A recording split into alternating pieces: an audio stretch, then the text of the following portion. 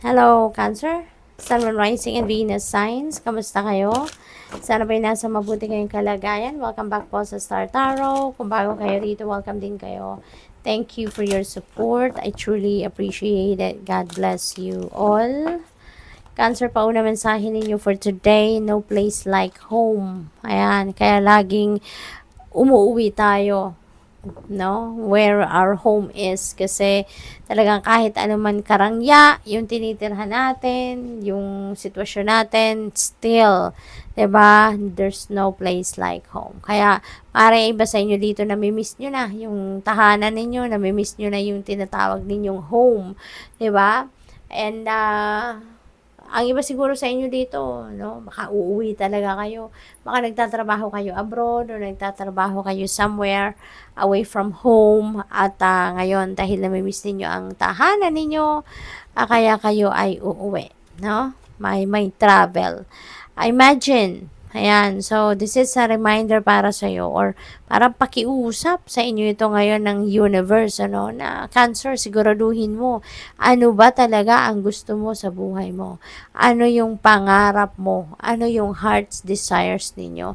Kasi baka paiba-iba, no? Baka paiba-iba yung intentions ninyo, paiba-iba yung gusto ninyo. Kaya ngayon parang sinasabi sa inyo ng universe dito na i-imagine ninyo, i-visualize ninyo ano nga ba ang sitwasyon na gusto mong ma-experience, no?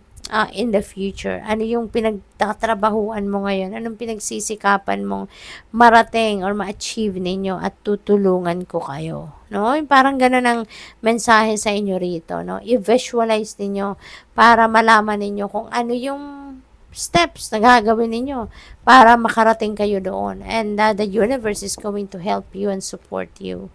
We have soulmates. Yan, siguro Cancer. Baka mamimit nyo pala ngayon yung inyong soulmate. Kung hindi man, baka yung kasama ninyo sa buhay, yun na yun ang soulmate ninyo, diba?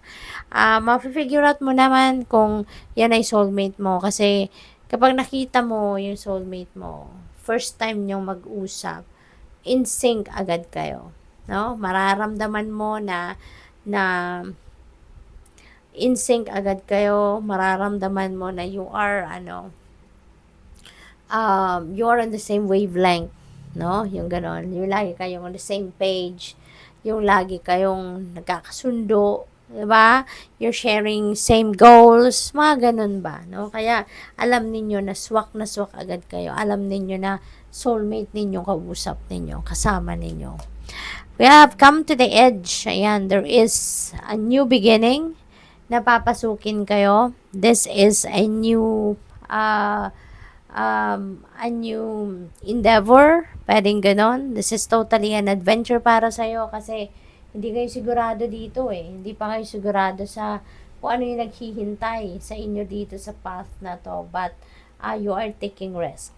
Excited kayo na napasukin ang bagong sitwasyon na to. Excited kayo na i-embrace, no, yung sitwasyon na ito, no? So, good luck sa'yo. We have TikTok. Ayan. So, merong deadline siguro na hinahabol kayo, Cancer. Kaya parang nagmamadali kayo ngayon. Naaaligaga kayo. Kasi parang nai-stress ng iba sa inyo rito. Baka hours na lang, no? At deadline na, time is up, kumbaga, para sa'yo. Kaya, imbis na maaligaga kayo, imbis na mag-worry kayo, no, sige, gamitin nyo na yung mga oras pa na natitira para matapos nyo na, no? Or at least makadami pa kayo na magagawa. Or maybe now is the time that you need to seek for help na, 'di ba? Para nang sa gayon, maabot mo yung oras na hinahabol ninyo. Blessed, napakaganda ninyo, you are blessed. Siguro marami na kayong mga biyayang natanggap, no? Maaaring yun yung mga sagot sa inyong mga dasal. Baka natanggap nyo na-experience nyo na, ini-enjoy nyo na. Or maybe there are other things pa coming your way. Marami pang mga biyaya ang dadating. Marami pang mga blessings ang dadating sa inyo sa ngayon. There are so many things pa, no? Wonderful things that are about to happen.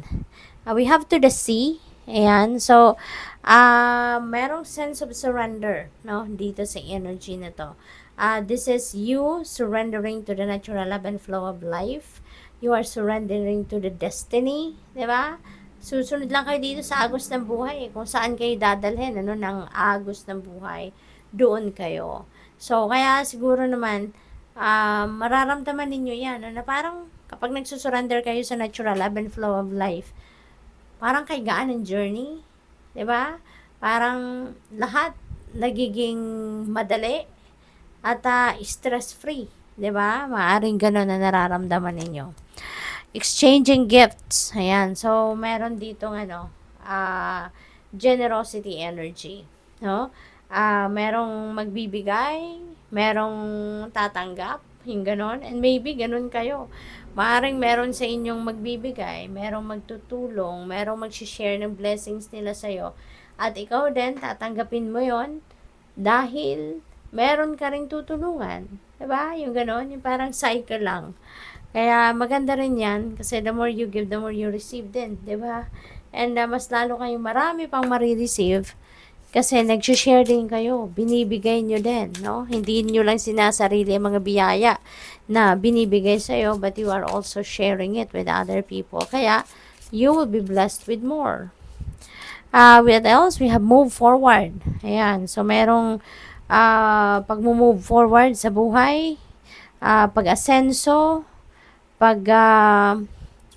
pagtatagumpay, may progress sa buhay, may growth, expansion, what else? Embrace friendship. Ayan, so merong, baka yung soulmate ninyo, no? Baka siya ay magiging kaibigan ninyo. Kasi yung soulmates naman, hindi naman necessarily na romantic partner lang natin ang soulmate natin, no? Sometimes yung soulmate natin pwedeng kaibigan natin, pwedeng magulang natin, pwedeng kapatid natin, yung ganon. So, ganon. But now, since magkalapit sila, so pwedeng yung kaibigan ninyo ay yun ang soulmate ninyo, no? Or maybe also you are meeting new friends sa ngayon. Retreat. Yan, baka makakasama ninyo yung mga kaibigan ninyo sa retreat na to. Or baka you are making new friends dito sa pupuntahan ninyong retreat, or baka dyan ninyo yung makikilala yung soulmate ninyo. Diba? So, possible na ganon. So, importante din na mag-embark kayo on a retreat kasi kailangan natin ng balanse sa buhay. Diba? Hindi pwedeng puro lang tayo trabaho. Sometimes, kailangan natin ng break. Para makapag-recalibrate muli tayo ng sarili natin.